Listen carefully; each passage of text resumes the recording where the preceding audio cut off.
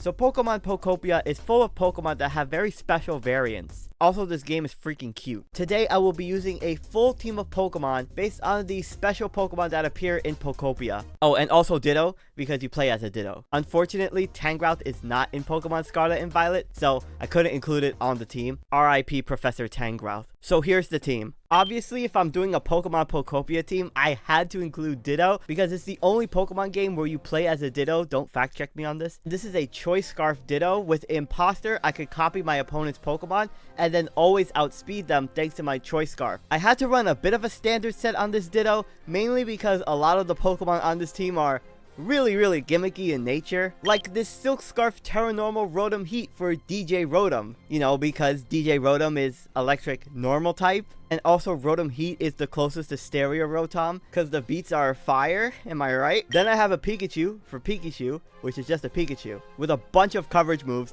because Pikachu really needs it. Then I have Snorlax. I had to run Terra Grass on this considering it's Mosslax and it has grass all over it. So I included Terra Grass with Seed Bomb because that's one of the grass type moves that it gets. And this is also a Belly Drum Snorlax as well with the Custap Berry. Then I have Smeargle because of course I had to include my beloved. And this is a defensive Smeargle, which is so bad, but it's a lot of fun and it's definitely not the intended way you're supposed to use this Pokemon. But I've used Smeargle so many times that I had to run something different. And finally, we have Tinkaton for Tink Master. This is a Swords Dance Tinkaton with Gigaton Hammer, Play Rough, and Stone Edge. And I have the Adrenaline Orb, which is an item that boosts my speed if I get hit by Intimidate. So that is the team of Pokemon that I am using for this Pokopia team. And I want to give a huge special thank you to Honeyjax for suggesting this team and also for becoming a member on my channel. If you enjoy these types of videos, then please consider subscribing.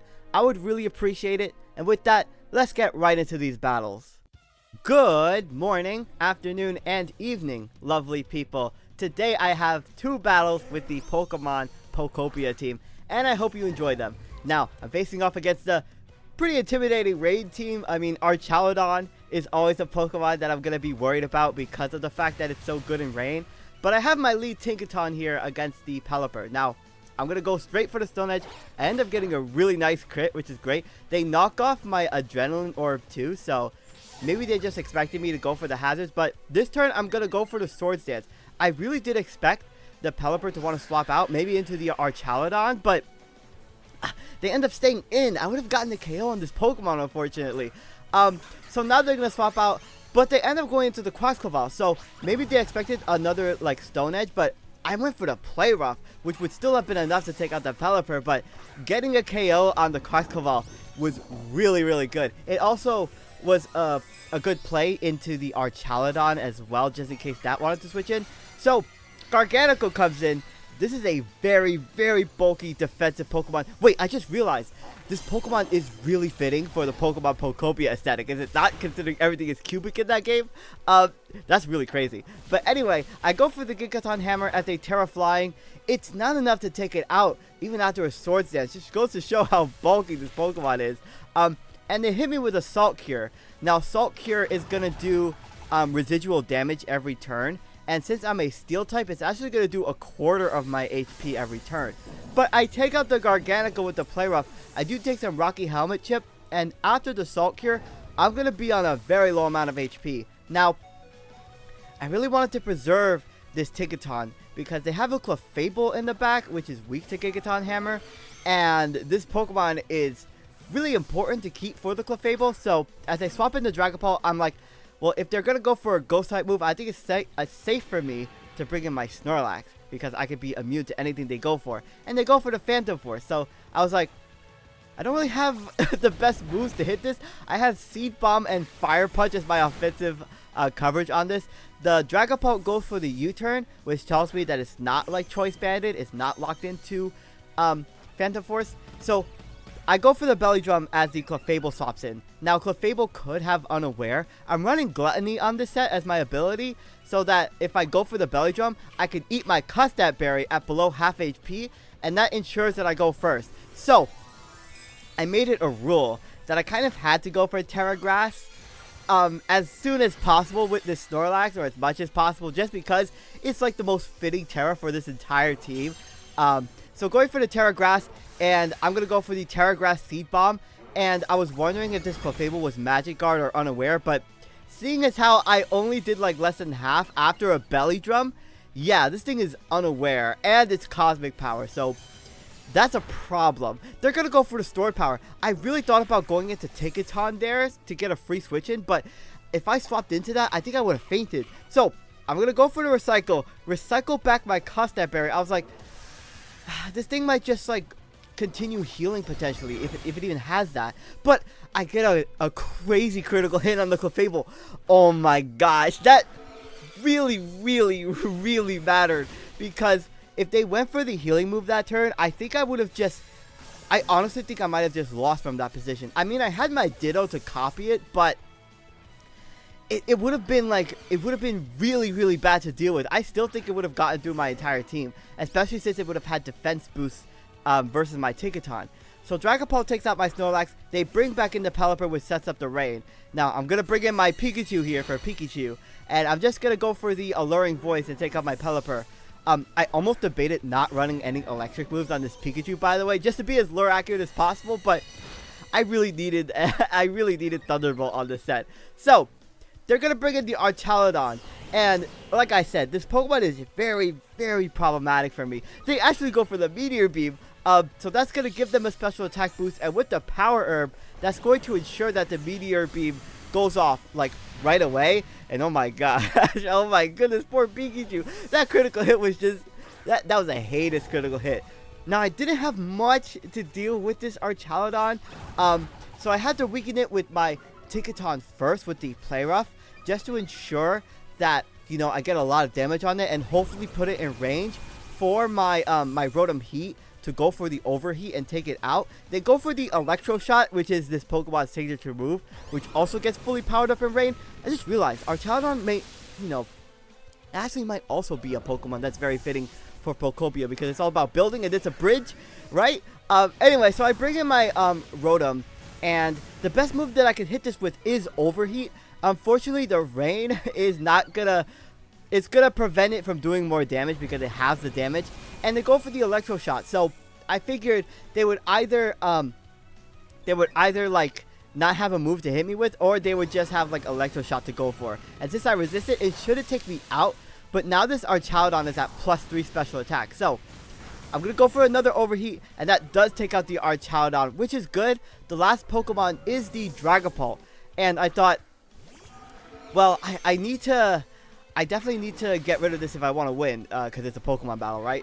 What a crazy narration. Anyway, I'm going to bring in my Smeargle, my defensive Smeargle. I know that this Dragapult is not Choice Bandit, it's not Life Orb either, so as I go for the Dragon Darts, I tank that hit, which is crazy. I'm going to go for the Salt Cure of my own. Now, this set is designed to go for the Salt Cure to get residual damage on the opponent, and then I also have Burning Bulwark. So Burning Bulwark is Gouging Fire's signature move, and it burns the opponent when they use a contact move. So it's a really good move to use for a defensive Smeargle, because having the attack of the opponent would, you know, boost my defensive capabilities, because I'm a defensive Smeargle. And I also have Moody on this as the ability. I almost never run Moody because Moody is such a cheap ability, but Moody could allow me to get some defense boost, especially after I go for the Burning Bulwark to stall out the turns with Protect, which is what I'm going for here. The reason why I went for Burning Bulwark is so that I could maybe get a defense boost, and that could allow me to tank another Dragon Darts, and then I could go for the Slack Off for recovery, but I don't get a defense boost. I think I get a speed boost, but it wasn't even enough to outspeed the Dragapult, just because Dragapult is a freaking jet plane. It's so fast. But I could bring in my Ditto, and I could copy the Dragapult. I'm Choice Scarf. I was worried about this Pokemon having like Sucker Punch, but as I looked at its moveset, it's a fully physical Dragapult. It even has Terra Blast, so I was wondering if that was like Terra Blast Ghost or Terra Blast like Fairy or something. But I take it out with the Dragon Darts, and that is the end of that first game. So a really good game. I definitely wanted to showcase my Smeargle potentially. I was hoping that that would be able to 1v1 the Dragapult, but I had to rely on getting a lot of defense boosts with Moody. So that is going to lead us into this second game, and since Pokemon Pokopia has rain mechanics in it, I guess it's fitting that I'm fighting another rain team, which is equally scary because, again, they have Archaladon, they have a Barraskewda in the rain, which hits really hard and gets its speed boosted with Swift Swim as its ability, and this game was disgustingly close, I will say, so please stick around. I hope you enjoyed the second game. Oh, by the way, really quick, if you're enjoying this video, please consider hitting the like button. I would really appreciate it, and also consider sharing this video and hyping this video so that more people could see it, especially since Pokemon Pokopia it's just such a cute game. It's so good. So this time I lead with the Pikachu against the Pelipper lead. I was worried about leading Tinkaton this time because of the fact that they have a Fortress which could lead, and I can't really do much to that Pokemon. So once again, I'm in a situation where I kind of have to oh my gosh, I get body press, jeez. I kind of have to weaken this Archaladon as much as I possibly can with the combination of my Pikachu and my Rotom Heat. So I'm gonna go for the Nasty Plot. It's unfortunate because I have to go for the Overheat. It's gonna do more damage even in the rain than like Shadow Ball does. So Body Press is to a KO, unfortunately. And as I go for the Overheat, it's just not enough to take out the Archaladon. Now, this turn I was like, well, okay, they're gonna Body Press me. That's gonna take me out again. But this Archaladon is at +3 defense, and that's good enough for me to swap into my Ditto, because I can outspeed them, and since it's raining, I could go for my fully charged Electro Shots. They also have Flash Cannon and Draco Meteor on the set as well, and considering they don't have a ground type from the looks of it, I'm looking like I'm in a good position to just click Electro Shot versus their team, at least until the rain runs out. I didn't really prioritize my Rotom in this game anyway, because of the fact that they have Pokemon like Urshifu and Barraskewda that could like easily threaten it. My entire team, actually not my entire team, just Rotom is really threatened by their entire team. So Urshifu Rapid comes in, they go for the close combat, does over half to me. I definitely think that might be banded, but because of the defense boost, I'm able to tank that. I get another stamina boost as well on top of that, and I'm going to fire off another Electro Shot. This is going to give me another special attack boost, and this is for sure going to be enough to take out the Urshifu Rapid Strike, and I was like, this is great. This is a really, really good Pokemon to get rid of, considering my team does not have a fighting resist whatsoever. So Urshifu gets taken out. Now Fortress comes in. And I thought, well, Fortress does have Sturdy, so maybe they would chip me in range for them to be brought down to Sturdy. But Fortress ends up being Terra Ground instead. I was like, oh, wow. Okay. Actually, I just realized the Urshifu Rapid Strike might have been Scarf because they outsped my Archaladon, and my Ditto was Choice Scarf. So it wasn't Scarf Urshifu, but it still did a lot of damage with close combat. So unfortunately, my Electro Shot isn't really going to work against this because now it's immune, and now they're going to get up the Stealth Rock. So I have to swap out here, unfortunately. And I thought, well, this Fortress for sure has either like Rocky Helmet or Red Card. So I'm going to swap into my defensive Smeargle here. They're going to go for the Gyro Ball. Now, I was really close to going for Burning Bulwark, getting off a burn versus this Fortress, but I thought, you know, I really want to get rid of its red card, so I'm just going to go for the Salt Cure and get as much residual damage as I possibly can versus it. Although in hindsight, I probably definitely should have went for the Burning Bulwark this turn, mainly because I really expected them to go for the Volt Switch on this turn and like switch out their Fortress. Especially since they red card me out back into the Ditto, so that's going to allow me to copy the Fortress. So I take some Stealth Rocks damage. I don't have any way to remove hazards on this team except with, I guess the Fortress that I copied because it probably has Rapid Spin. And they go for the Gyro Ball. So like I said, if I went for the Burning Bulwark on the previous turn, I would have been able to get a burn on this, which would have been pretty big. So looking at their set, they do have Gyro Ball and like Volt Switch and everything. But this turn I thought, well, are they going to go for... I imagine that they might, like, swap into the Golden Go on the potential of me going for the Rapid Spin, but they just stayed in and go for the Rapid Spin of their own. So, at this point, I hadn't revealed that I was running Burning Bulwark on my Smeargle. I'm getting some good residual chip damage on the Fortress with the Salt Cure as well, which means that, you know, since it's not Leftovers Recovery, and this Pokemon is really, really bulky, I'll do some nice damage to it overall. So, this turn I thought, are they going to go for the Rapid Spin again or the Gyro Ball? And this turn they went for the freaking the Volt Switch. I was like, no, there goes my surprise. Like I said, I definitely probably should have went for the Burning Bulwark the previous turn. I just really thought that they would go for the Volt Switch on the turn that I originally had my Smeargle in. So they're gonna get hit by more Salt Cure damage. I keep getting a special attack boost, which is not helpful at all. And unfortunately, my special defense falls too, which means that the Volt Switch from this fortress is gonna do a lot of damage to me.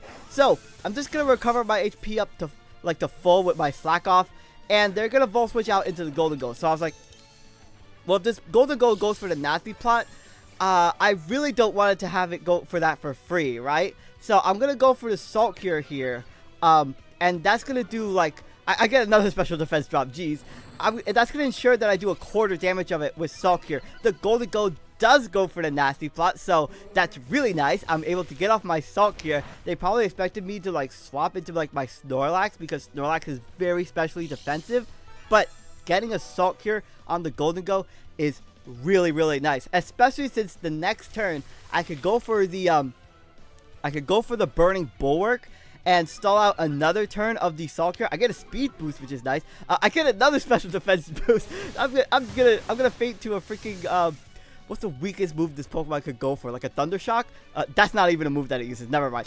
So it goes for the Make It Rain. I was wondering what set this Golden Go was because it doesn't have an Air Balloon, which Golden Go typically runs. So I thought, you know, maybe it's Heavy Duty Boots. Maybe it's defensive Golden Go with like Rocky Helmet. I'm not sure. So the Golden Go is at below half. If they take me out, they will be in the red, which is nice. So this turn I thought, well, unfortunately I can't really keep my Smeargle anymore. I don't really have any switches to this Golden Go's Make It Rain. So they are just going to take me out with a bunch of coins. But, you know, I was like, that's fine. After the Salt Cure, they're going to be dangerously on low HP. And getting rid of this Pokemon, or doing as much damage to it as possible, really opens up both my Snorlax and my Ticketon. So as I bring in my Ditto here, I thought this is an easy revenge KO with Shadow Ball. They have no switch-ins, considering that the Golden Go is at +1. I looked at their set and saw that they were like a Nasty Plot Recover set. So that tells me that it might be like a more bulky Golden Go rather than like a speedy, like all-out offensive one. So they bring in the Pelipper. I figured that this Pokemon would be the sack on their team because after they bring this in, they could threaten me with the Barraskewda, which has Swift Swim, which could outspeed my Golden Go even after his Choice Scarf, because Barraskewda is freaking fast.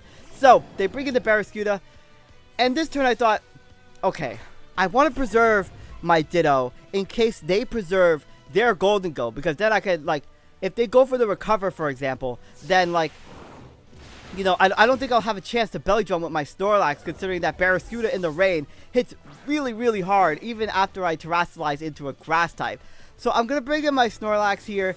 I'm going to opt to Terrasilize here, and I'm going to go for the Terra Grass just to resist this Pokemon's liquidation. I should be able to live it, of course, because I have a lot of HP, and Barraskewda, the thing is Barraskewda has a lot of attack, and it's Rain Boosted and Choice Banded, I assume, especially after the damage. Oh my gosh.